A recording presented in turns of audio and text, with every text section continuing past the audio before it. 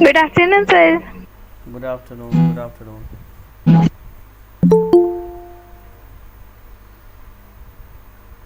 Good afternoon to all of you. सभी विद्यार्थी अपना रोल नंबर डाल दीजिए अटेंडेंस के लिए, नाम और roll number. Afternoon, sir. Good afternoon. Good afternoon. तो पिछले क्लास में मैंने पढ़ाया था आप लोगों को कोऑर्डिनेशन, है ना, जिसको हिंदी में बोलते हैं। Good afternoon. हिंदी में क्या बोलते हैं, जल्दी से बताइए। कौन बताएगा हिंदी में क्या कहते हैं? मेरी आवाज़ आ रही है आप लोगों को? हेलो। Yes. चलिए Yes, बताइए कि sir. हिंदी में क्या कहते हैं कोऑर्डिनेशन को, जल्दी से। सर तालमेल बैठाना। तालमेल बैठाना। तालमेल बैठाना तो वो तो उसका अर्थ में आता है, मीनिंग में कहीं ना कहीं एक छोटा सा पार्ट है। और कोई बताइए हिंदी शब्द उसका क्या था? समन्वय, है ना। समन्वय बैठाना, है ना, समन्वय, तालमेल बैठाना, है ना। तो हम लोग पढ़े थे पिछले क्लास में समन्वय क्या होता है ना। और जो है इसकी क्या प्रकृति है, नेचर क्या है, इसके कैरेक्टरिस्टिक्स क्या है, ये हम लोग पिछले क्लास में पढ़े थे। तो बताइए कि समन्वय क्या होता है, व्हाट इज़ कोऑर्डिनेशन? कौन बताएंगे, जल्दी से बताइए। जिसमें हम लोग तालमेल स्थापित करते। और कोई डेफिनेशन बताइए। इसमें दो राइटर्स का डेफिनेशन था, किसका किसका था, जल्दी जल्दी बताइए। आप लोग नोट्स प्रत्येक दिन नहीं लिखते हैं क्या? नोट्स तो डाउनलोड भी नहीं किया होगा आप लोगों ने, है ना। नोट्स जा रहा है, उसको डाउनलोड भी नहीं कर रहे, लिख भी नहीं रहे हैं, टाइम वेस्ट कर रहे हैं सिर्फ पैर में बैठ करके। सर दोबारा बोल सकते हैं क्या पूछे हैं? क्वेश्चन पूछा गया है कि मैंने समन्वय दैट इज़ कोऑर्डिनेशन को के बारे में पढ़ाया था, और उसमें हमने दो राइटर्स के डेफिनेशंस पढ़ाए थे, ठीक है। वो राइटर्स के क्या क्या नाम है वो पूछ रहे हैं, क्या क्या नाम था? कुंतज डोनल। और एक तो बहुत अच्छा, बहुत बढ़िया, शाबाश। एक और?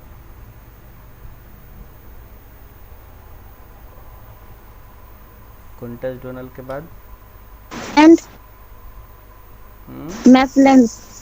मैकलैंड। मैफलैंड। चलिए बहुत अच्छा। तो कुंटस डोनल के अनुसार क्या डेफिनेशन था, क्या डेफिनेशन था? यही सब चीज़ है ना, मैं जब पूछूंगा तो आप लोग का जवाब ही नहीं आएगा, और जब क्लास लेते हैं तो सब कुछ समझ में आता है। हाँ सर बहुत अच्छा, सर बहुत बढ़िया, सर एक नंबर, सर बहुत बढ़िया समझ में आ रहा है। और उसका जब पूछते हैं तो कुछ जवाब ही नहीं आता है। देखिए यहाँ पे दो लोगों का मेहनत है, लेबर है, दोनों हाथ से आपको काम करना होगा। एक तो टीचर, टीचर आपको बताएगा। समन्वय दूसरा प्रबंध स्टूडेंट। का बोलिए। सात तत्व है जो कि समूह के लक्ष्यों को प्राप्त करने हेतु व्यक्तिगत प्रयासों में सामंजस्य लाने के लिए किया जाता है। सामंजस्य लाने के लिए किया जाता है ना। चलिए बहुत सुंदर, शाबाश। सामंजस्य लाने के लिए बेसिकली किया जाता है, बहुत अच्छे। और बस एक ही स्टूडेंट, और कोई नहीं? घर में कुछ कीजिए, पढ़ाई लिखाई नहीं हो रहा आप लोगों का। अब कॉल लगाना पड़ेगा पेरेंट्स को आप लोगों का ना, नंबर तो है मेरे पास सबका नंबर, बस बैठ करके घुमाना पड़ेगा। घर पे काम कीजिए, नहीं तो फिर कोई फ़ायदा नहीं है क्लास करने का, ठीक है। जो भी चीज़ें बताई जा रही हैं पहले तो नोट डाउन करिए उसको अपने नोट्स कॉपी में, और उसके बाद उसको याद करिए, पढ़ करके आया कीजिए। जब हम कुछ पूछे तो जवाब चाहिए हमको, ठीक है। थोड़ा सा भी जवाब मिलता है तो कम से कम रुपया में 25 पैसा भी जवाब मिलता है तो लगता है कि हाँ कुछ पढ़ा है, उसका इफ़ेक्टिवनेस रहा। लेकिन कोई जवाब ही नहीं आएगा तब तो गड़बड़ा जाएगा ना। और जब पूछते हैं तो कोई जवाब नहीं आता है, जब क्लास में पूछते हैं तो हाँ सर सब समझ में आ गया सर। तो समझ में आ रहा है तो फिर उसको याद क्यों नहीं रह रहा है, उसको 2 बार 3 बार पढ़ क्यों नहीं रहे हैं? और कल फिर आपका टेस्ट होगा, है ना, कल आपका टेस्ट होगा फिर से, अब तक जितना पढ़ा दिए हैं उसका। और इस बार तो छोड़ दे रहे हैं, अगली बार लिखने के लिए भी देंगे, लिख करके आपको भेजना होगा नोट्स, और देख करके अब नहीं उतार के भेजना है, ठीक है।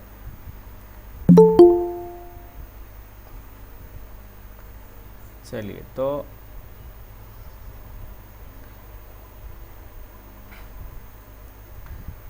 नेक्स्ट रिटर्न वाला क्वेश्चन होगा। क्या, चलिए तो अब हम लोग शुरू करते हैं आज का क्लास। एंड आज के क्लास में बेसिकली हम लोग देखेंगे कि what is the importance of coordination, मतलब कि समन्वय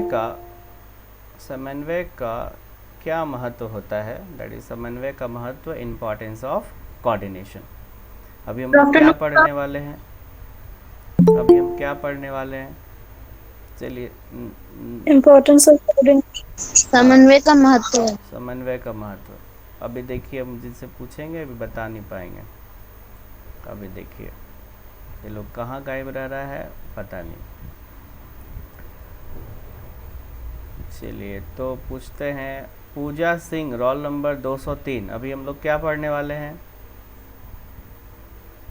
हेलो पूजा सिंह रोल नंबर 203 क्या पढ़ने वाले हैं? तो ऐसे विद्यार्थी हैं ज्वाइन करके गायब। अब इनका हम क्लास लेते हैं आज इनको कॉल भी जाएगा, इनको पहले रिमूव करते हैं। पायल कुमारी रोल नंबर 217। पायल कुमारी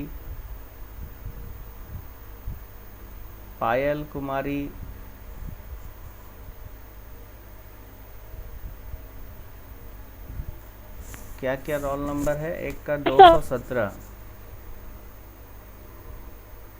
पायल कुमारी प्रेजेंट हुए? Yes sir. ओके। यस। चलिए बताइए कि क्या पढ़ने वाले हैं अभी हम लोग, कौन सा टॉपिक पढ़ाएंगे हम अभी?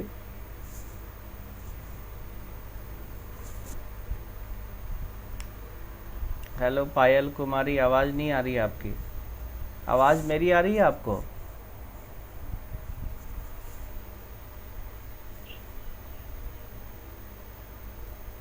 ओके चलिए, इनका नेटवर्क एरर है। चलिए role number 288 Kumari Kashish, I think नाम है इनका, कुमारी कशिश।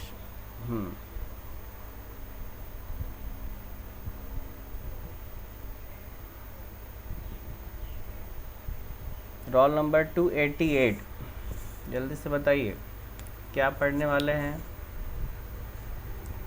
Role number 288 Sandhya Kachhap sorry, roll number 241। Yes sir. अभी हम लोग क्या Yes, sir. पढ़ने वाले हैं? Importance of coordination. Importance of coordination. Okay चलिए, बहुत अच्छे, वेरी गुड, बहुत सुंदर, शाबाश।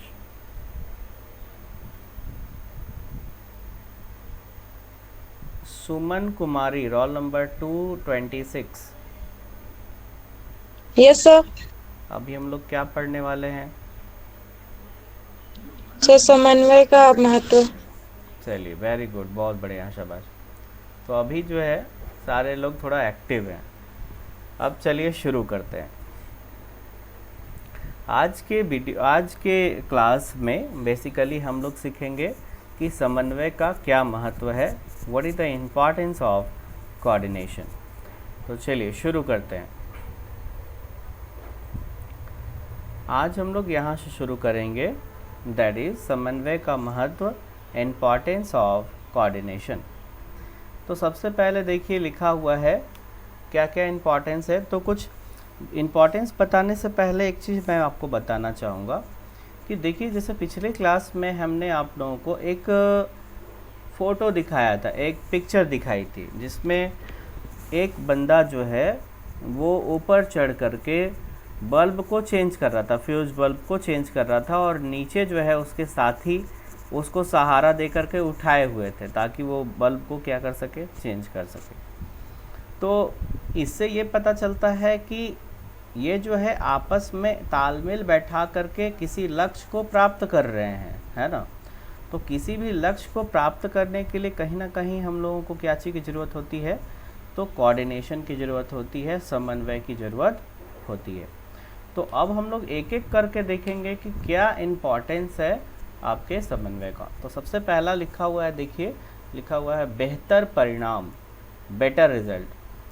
तो आप लोगों को क्या लगता है कि क्या कोऑर्डिनेशन के माध्यम से क्या हम बेहतर परिणाम प्राप्त कर सकते हैं, मतलब बेटर रिजल्ट हम लोग को मिलेगा चाहे कोई भी काम कर रहे हों, अगर तालमेल सही रहेगा तो? बताइए मुझे, होगा ऐसा? तो ये ऐसा होगा, जैसे कोई एग्जाम्पल लेकर के बताइए, कोई भी कोई एग्जाम्पल लेकर के बताइए कैसे बेहतर परिणाम प्राप्त होंगे।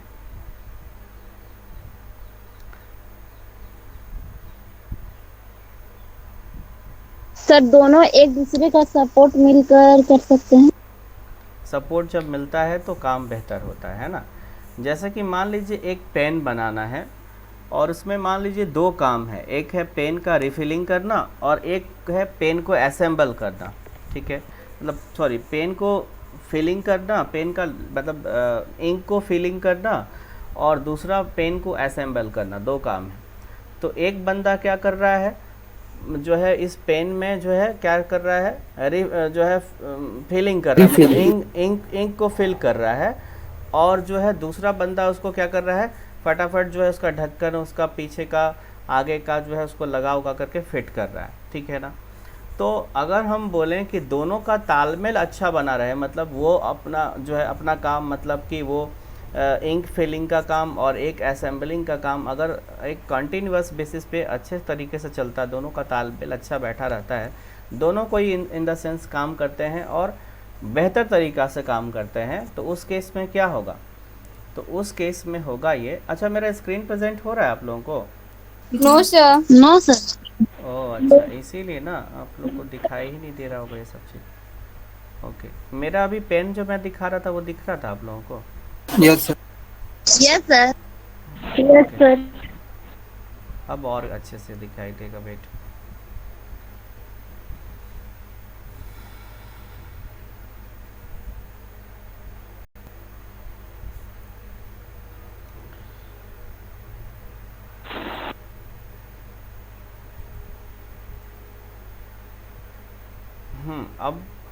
अब दिखाई दे रहा है ना?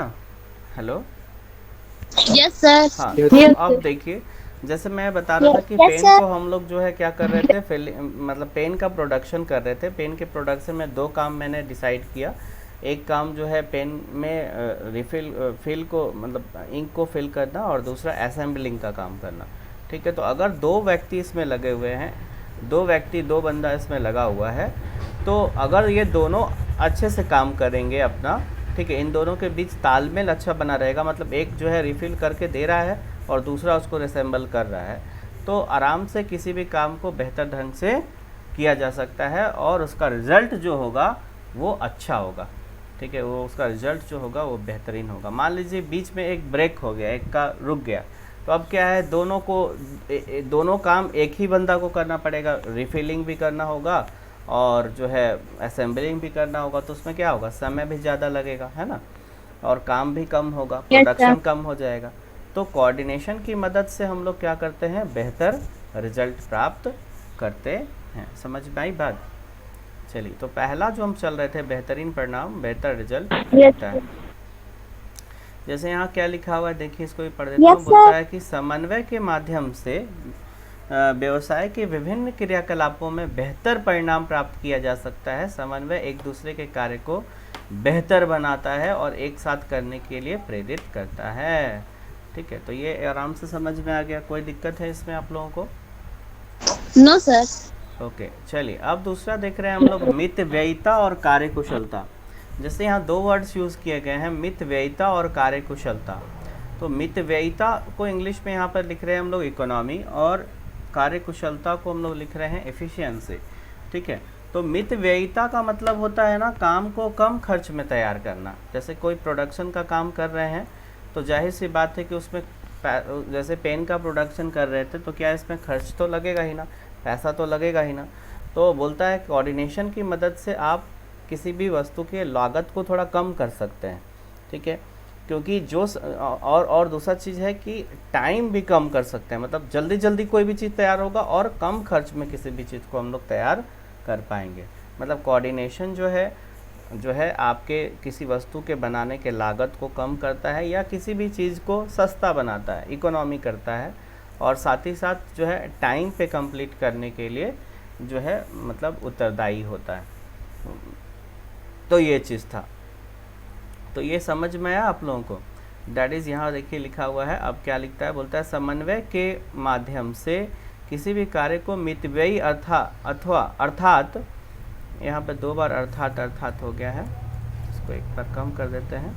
दैट इज मितव्ययी का स्पेलिंग थोड़ा सा गड़बड़ है, मितव्ययी ऐसे होगा, ई यहाँ पर गड़बड़ है, थोड़ा सा सुधार लीजिएगा आप लोग जब नोट्स उतारेंगे तो मितव्ययी अर्थात कम खर्च में तथा कार्य कुशलता अर्थात कम समय में तैयार किया जा सकता है, ठीक है। जो चीज़ अभी बता रहे थे वही चीज़ यहाँ पर लिखा हुआ है कि किसी भी कार्य को, व्यावसायिक कार्यों को कम समय पर और जो है कम समय पर और बेटर जो है कम लागत में किसी भी सामान को हम लोग तैयार कर सकते हैं, या किसी भी कार्य को कम खर्च पे और कम समय में रेडी किया जा सकता है, बेहतर तरीक़ा से किया जा सकता है। तो इसमें कोई दिक्कत है आप लोगों को? No sir. नो इसमें कोई दिक्कत नो। नहीं? ओके, चलिए बाकी लोग भी सुन रहे हैं ना अभी, क्योंकि फिर पूछेंगे भी, थोड़ा ध्यान से सुनिएगा।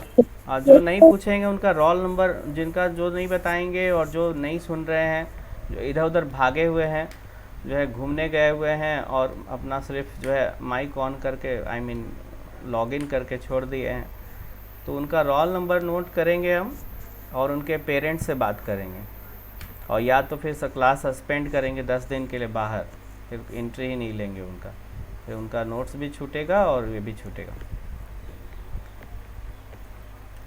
इसीलिए क्लास बहुत अटेंटिव तरीके से करिए और क्लास के बाद उसको पढ़िए भी, नोट्स भी तैयार कीजिए, सेम डे तैयार कीजिए। जो आज हुआ आज हमको रेडी कर लेना है, उसको पढ़ लेना है, क्योंकि जब क्लास कल होगा तो उसमें हमको जवाब भी देना है, ठीक है ना। चलिए अब आगे बढ़ते हैं। थर्ड पॉइंट है विशेषज्ञों का बेहतर प्रयोग, better utilisation of specialist. Actually जैसे कि हम लोग, क्या होता है ना कि बड़े ऑर्गेनाइजेशन जो होते हैं ना वो स्पेशलिस्ट को हायर करते हैं, कोई चीज़ों के लिए कई कार्य होते हैं व्यवसाय में जिसके लिए वो लोग क्या करते हैं, स्पेशलिस्ट को हायर करते हैं। तो स्पेशलिस्ट स्वयं ही सारा कार्य नहीं ना कर लेगा कि कर लेगा। जो कोई काम में मान लीजिए एक्सपर्ट है तो वो किसी का हेल्प लिए बिना किसी काम को कर लेगा कि लेगा, किसी का काम मतलब किसी से काम लेगा। जैसे कि एक सिंपल सा एग्जांपल, ज़रूरत पड़ेगी कि नहीं पड़ेगी, बोलिए। Yes sir. हाँ तो पड़ेगी, यस ठीक है ना? सर। तो पड़ेगी, है ना। सबको सबकी ज़रूरत पड़ती है एक ना एक दिन। हर क्या बोलते हैं हम लोग, हर किसी का दिन आता है, सबका टाइम आएगा वाला गाना सुने हैं ना। क्या नाम था गाना का? अपना टाइम आएगा। अपना टाइम आएगा। अपना टाइम लेकिन है। यहाँ अपना टाइम वाला बात नहीं है। अब यहाँ बात है क्या चीज़ का, तो यहाँ पर सबका बात है टाइम। कि भाई सबका सहयोग करें, ताकि आपका भी टाइम आएगा, उनका भी टाइम आएगा, है ना। सबको कहीं ना कहीं सहयोग की आवश्यकता है। जैसे एक सिंपल सा एग्जांपल बताते हैं, बहुत ही इजी एग्जांपल। चूँकि मैनेजमेंट तो हर जगह पे यूज़ होता है, घर के कार्यों में भी मैनेजमेंट का इस्तेमाल करते हैं, ऑफिशियल काम के लिए भी मैनेजमेंट का इस्तेमाल करते हैं, पॉलिटिकल काम के लिए भी और सोशल काम के लिए भी, सभी कार्यों के लिए हम लोग मैनेजमेंट का इस्तेमाल करते हैं, जिसमें कोऑर्डिनेशन का एक महत्वपूर्ण स्थान होता है, समन्वय का एक महत्वपूर्ण स्थान होता है। उसी तरह से एक एग्जांपल के थ्रू समझाते हैं। जैसे घर पे मान लीजिए कि आपने कुक को हायर किया, ठीक है, बाहर से कुक को मंगाए, वो कुक जो है बेहतरीन खाना बनाता है, ज़बरदस्त, एकदम मज़ा आ जाएगा खा करके, ठीक है। अब क्या है कि अब वो अकेला आया है काम करने के लिए, वो बोला कि देखिए भैया, हमको सब्जी वब्जी काटने के लिए और बहुत सारे काम होते हैं, उसके लिए दो जो है लेबर चाहिए हमको, 2 लेबर की आवश्यकता हमको है। तो उस केस में क्या होगा, आपको 2 हेल्पर लेकर के आना होगा। और जब हेल्पर उसका सपोर्ट करेगा, जब हेल्पर उसका एकदम तालमेल अच्छा से बनाएगा, सब कुछ फटाफट रेडी करके वो देगा, तो वो सिर्फ क्या करेगा, बनाने का काम करेगा, है ना। तो वो केवल क्या करेगा, बनाने का काम करेगा। तो इस तरह से हम लोग कह सकते हैं कि कहीं ना कहीं अगर कोऑर्डिनेशन बढ़िया हो तो हम जो भी विशेषज्ञ हैं अपने क्षेत्र के, ठीक है, कोई अगर प्रोडक्शन से संबंधित विशेषज्ञ है, बढ़िया नॉलेज रखता है, उसके बारे में काफ़ी एक्सपीरियंस्ड है, कोई सेल्स से रिलेटेड कोई बहुत बढ़िया व्यक्ति है, बहुत अच्छा जानकार व्यक्ति है, सेल्स एक्सपर्ट को हम लोग हायर किए, तो उसके लिए भी एक बेहतर कोऑर्डिनेशन, बेहतर टीम की ज़रूरत होती है, टीम वर्क की ज़रूरत होती है, तभी सफलता मिलती है। तो वहाँ पर भी अगर आप perfect utilisation of your resources अगर आप करना चाहते हो, चाहे वो ह्यूमन रिसोर्सेज हो, चाहे वो आपका फिज़िकल रिसोर्सेज हो, ठीक है, सभी के लिए कहीं ना कहीं कोऑर्डिनेशन की ज़रूरत होती है, कोऑर्डिनेशन की आवश्यकता होती है। तो अब आइए नेक्स्ट फोर्थ पॉइंट पे चलते हैं, दैट इज़ पर्यावरण की चुनौतियों का सामना करने पर्यावरण की चुनौतियों का सामना करना, ठीक है। बोलता है कहता है कि जैसे यहाँ पर लिखता है कि मीटिंग एनवायरनमेंट चैलेंजेस, है ना, ये क्या करता है कि पर्यावरण में जो भी चुनौतियाँ हैं, जैसे कि होता क्या है ना, इधर देखिए आप लोग, आगे देखिए, जैसे नॉर्मली होता क्या है कि जब हम लोग एनवायरनमेंट में रहते हैं तो वहीं पर बिजनेस भी आपका है, बिजनेस जो है वो एनवायरनमेंट में ही रहता है, एक वातावरण में ही रहता है। तो उसमें कई तरह के चैलेंजेस आते रहते हैं। कभी कुछ गवर्नमेंट ने रूल्स रेगुलेशन चेंज कर दिया, जैसे अभी लॉकडाउन चल रहा है, कैसे लॉकडाउन हो गया सर, आपका बिज़नेस में कैसे प्रभाव पड़ गया, क्यों नहीं प्रभाव पड़ेगा, सरकार ने क्या किया, बैन लगा दिया कि भैया अभी आपका दुकानदारी बंद करो, अभी रुको थोड़ा, ठहरो ज़रा, ठीक है। तो वहाँ पर क्या हो गया, आपका दुकान बंद हो गया। उस तरह से बहुत सारी चीज़ें हैं, जैसे आप कॉम्पिटिटर्स हैं, है ना, बगल में आपका दुकान खुला हुआ, वो भी आपके बिज़नेस को क्या करता है, प्रभावित करता है, ठीक है। तो अगर आपका टीम वर्क बढ़िया होगा हर परिस्थिति के लिए, तब आप क्या रहेंगे, तैयार रहेंगे। मतलब आपकी जो टीम है, आपका जो काम करने वाले लोग हैं, आपके साथ जो जुड़े हुए लोग हैं, अगर वो आपके साथ हैं तो आप बड़ी से बड़ी चुनौतियाँ पार कर जाएंगे, है ना। तो चूँकि इन्वायरमेंट बहुत चेंजिंग होता रहता है, मतलब इन्वायरमेंट थोड़ा डायनेमिक होता है, मतलब गतिशील होता है, परिवर्तनशील होता है। तो अगर आप उसको मतलब मेट करना चाहते हो, अगर आप उसको जो है यूटिलाइज़ करना चाहते हो, तो आपको क्या करना चाहिए, तो आपका बेहतर टीम वर्क करना चाहिए। तो टीम वर्क अगर आप करोगे तो आप उसमें सफलता प्राप्त कर पाओगे। तो वही बोलता है कि कोऑर्डिनेशन से जो है हम लोगों को पर्यावरण की चुनौतियां सामना करने में हम लोग को आसानी होता है। Meeting the environment challenges, environment में जो भी चेंजेस के वजह से जो भी चुनौतियां आ रही हैं उसको फेस करने में सहायता मिलती है। फिर है उच्च मनोबल, कॉन्फिडेंस बढ़ता है। अगर टीम वर्क अच्छा हो रहा है तो क्या होता है, कोऑर्डिनेशन अच्छा हो रहा है। जैसे कि आपको एक मान लीजिए कि आप लोगों को एक टास्क मिला, ठीक है, 5 लोगों को मिल करके एक जो है मान लीजिए पेंटिंग बनाना है या कुछ भी, तो जैसे एग्जीबिशन वगैरह होता है ना, एग्जीबिशन वगैरह, तो उसमें एग्जीबिशन में कुछ ना कुछ बना करके लाना होता है और उसको बताना होता है, एक टीम बना दिया जाता है। तो अगर आपका जो है, अगर आपका टीम अच्छा काम कर रहा है तो सभी लोग क्या होते हैं, कॉन्फिडेंस में रहते हैं, सब लोग का मनोबल बढ़ा रहता है। जैसे आप क्रिकेट देखते हो, क्रिकेट में अगर टीम अच्छा खेल रही है तो सभी प्लेयर्स का कॉन्फिडेंस क्या रहता है, बढ़ा रहता है, ठीक है, और जिससे सफलता भी प्राप्त कर पाते हैं हम लोग, है ना। तो वही कहता है कि इससे उच्च मनोबल होता है, उच्च मनोबल बढ़ता है। और फिर है कार्यव्यक्त विभागों की गतिविधियों को एकत्रित करना, integrating activity of functional department. जैसे कि ना बहुत सारे डिपार्टमेंट होते हैं बड़े बड़े व्यावसायिक संगठनों में, जैसे कि आपका उत्पादन वित्तीय विभाग है ना, वितरण विभाग, जनसंपर्क विभाग, ये सब कई तरह के विभाग पाए जाते हैं, ठीक है। जैसे कि कई तरह के विभाग जो हैं होते हैं, जैसे प्रोडक्शन डिपार्टमेंट, सेल्स डिपार्टमेंट, है ना, फाइनेंशियल डिपार्टमेंट, फाइनेंस डिपार्टमेंट, जनसंपर्क कम्युनिकेशन डिपार्टमेंट, है ना।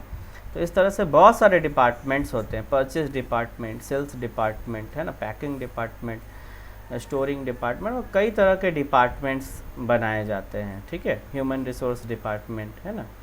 तो कई तरह के डिपार्टमेंट बनाए जाते हैं। तो वो बोलता है कि कोऑर्डिनेशन जो है, मतलब समन्वय जो है, इन सभी विभागों की गतिविधियों को, मतलब जो कौन किस टाइप का एक्टिविटी कर रहा है, उन सभी एक्टिविटीज़ को एकत्रित करने का, एकत्रित का मतलब हुआ उसको इकट्ठा करना, कंसोलिडेट करना, इंटीग्रेट करना, ठीक है, करने में हेल्पफुल होता है, ठीक है। तो यही है पूरा माजरा, है ना, पूरा काम आपका, पूरा सारा चीज़, है ना। तो इसमें कोई पॉइंट्स में अगर आपको कोई डाउट है तो पूछ सकते हैं।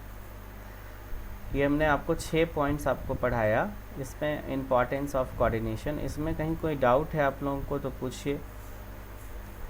सर फर्स्ट नंबर मम्मी का कॉल आया था ना, तो फिर लेफ्ट कर गए थे।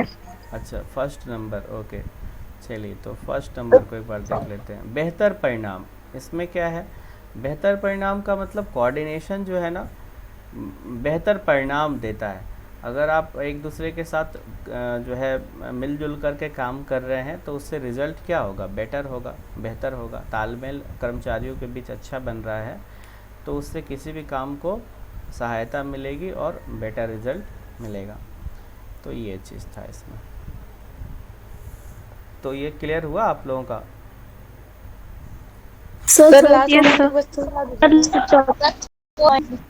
ओके, फोर्थ पॉइंट, पर्यावरण की चुनौतियों का सामना करना। पर्यावरण की चुनौतियों का सामना करने का मतलब क्या हुआ?